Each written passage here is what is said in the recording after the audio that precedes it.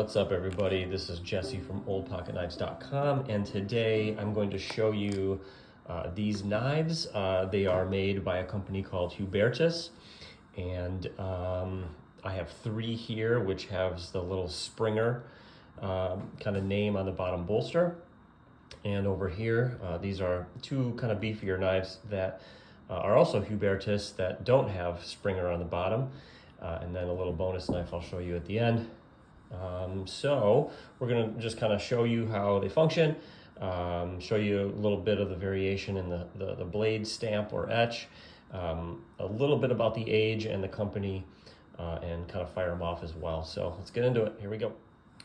All right, so a little bit about the company. It was founded in 1932 by a guy with the last name of Ritter. And they produced pocket knives, hunting knives, and also some household cutlery. And the Hubertus brand was adopted in 1950, and it was actually named after the patron saint of hunters. And they've been known for a long time for high quality cutlery. In fact, they still make the knives, I believe, under a different owner. But there's a slight difference. The newer ones don't have this hole on the lever. So. All right, let's check out these knives.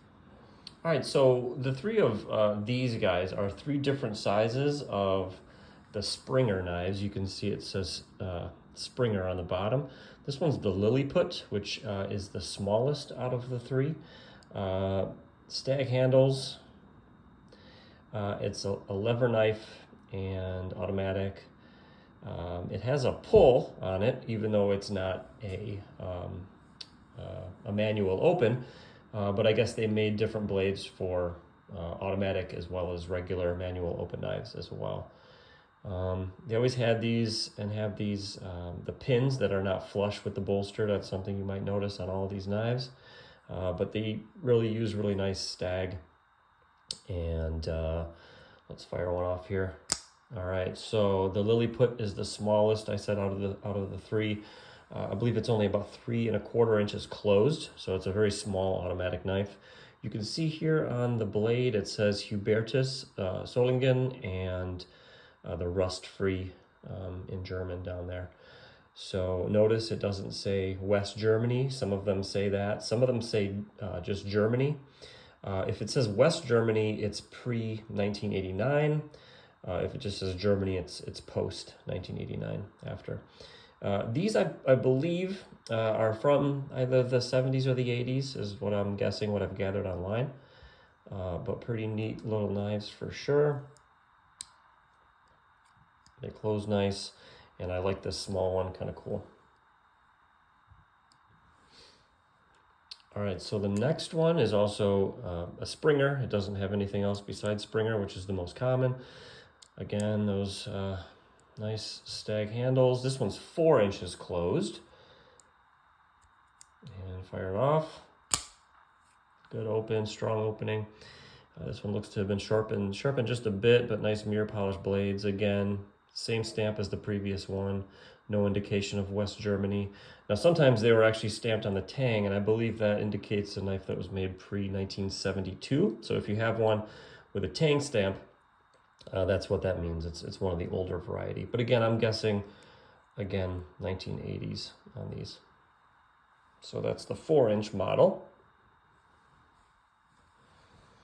Okay, so this is the version that is, I believe, called the Camper, and you'll see why in a minute.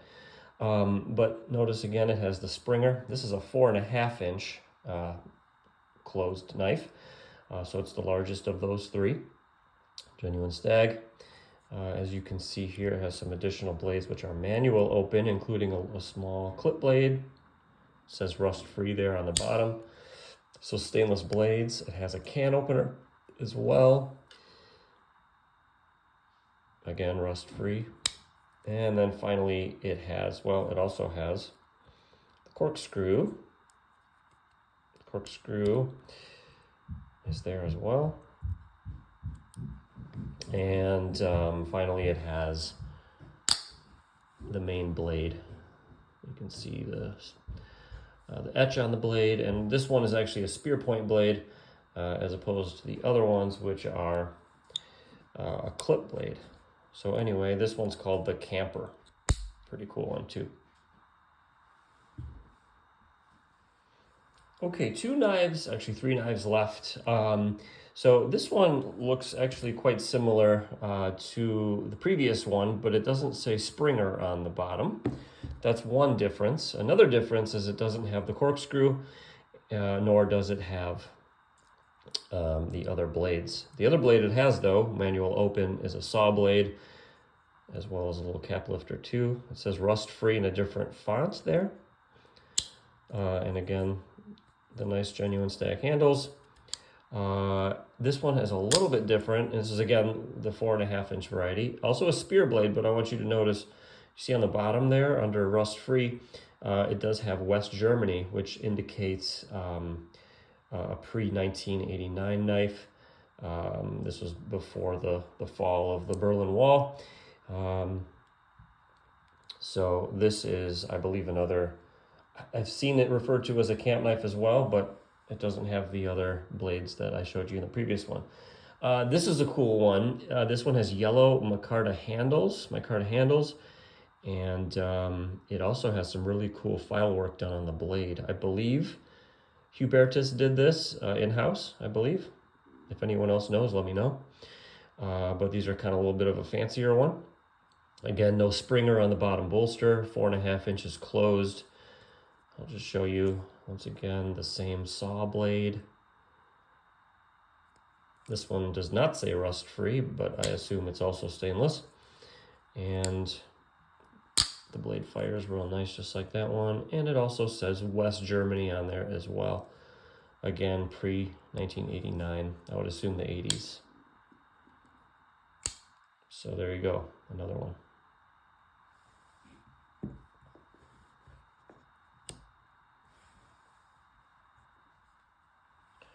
Okay, so the last knife I have here came with these three knives, and it's not a Hubertus, but I wanted to show it to you anyway. Now, something happened here where it looks like the kind of the jigged plastic handle here melted. Maybe it looks like it was filled with something that they had available.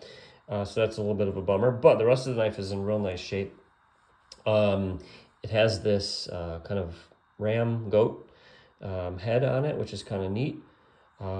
It's a much kind of thinner frame. It's a lot lighter than these heavy things for sure.